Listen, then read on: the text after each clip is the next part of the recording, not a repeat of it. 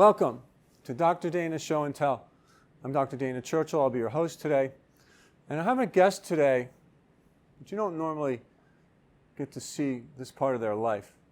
This amazing warrior, very powerful woman, and I'd like to bring her on, Kit Livingston. Please come and sit down. Thank you. Kit has a story that everybody needs to hear. So I'm just going to let you start wherever you want. Okay. All right?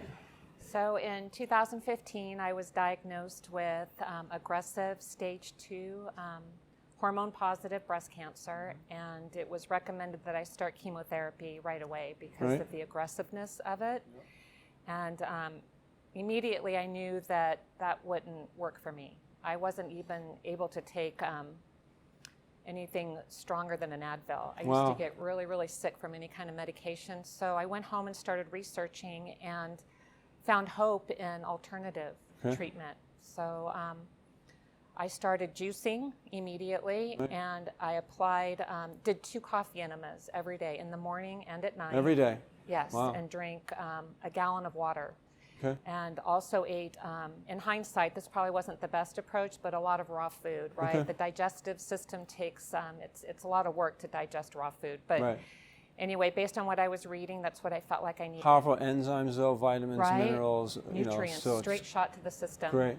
So immediately experienced results from that. When I was first diagnosed, my cancer marker was 15.6, and within a month, it dropped to 11.4. Just 1 month? Just 1 month. That's huge encouragement. 11.4, yeah. Really? So, and then exercising was really important, obviously, which I was already an avid exerciser, but yeah, just some very strict, very quick dietary changes had immediate results.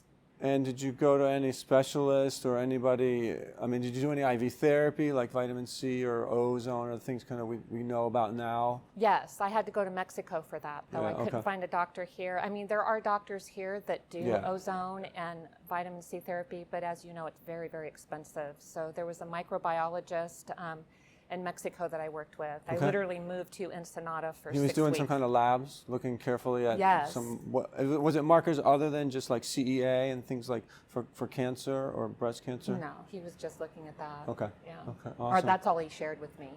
How did you go, okay, so this is really hard to do, and I know my patients come to me and they say, I tell them to do an alternative treatment, and they'll go back to their doctor and they'll say, well, it's expensive urine. Not all doctors. Some will say it's expensive urine. Some will say don't do that, and so they really don't know what to do because they're caught in between 2 styles of medicine.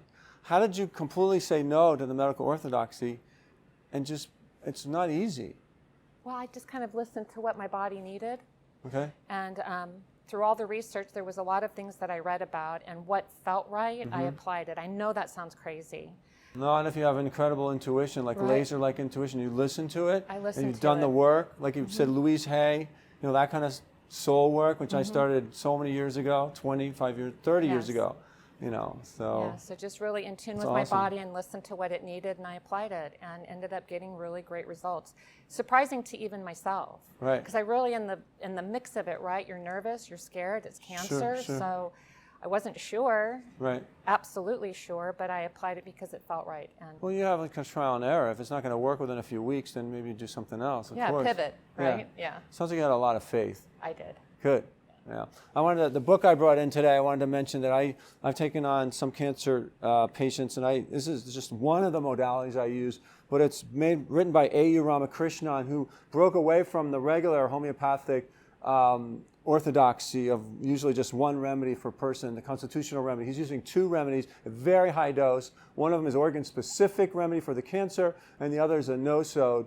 It's a organ-specific remedy, and also there's a cancer remedy. So you're using 2 remedies in high dose, and it's a very interesting book, and I had great results with this. But I actually use a lot of other modalities as well, and if we need, we work with oncologists as well. So. Well, thank you for coming today. Is there anything you want to share with the public to let them know?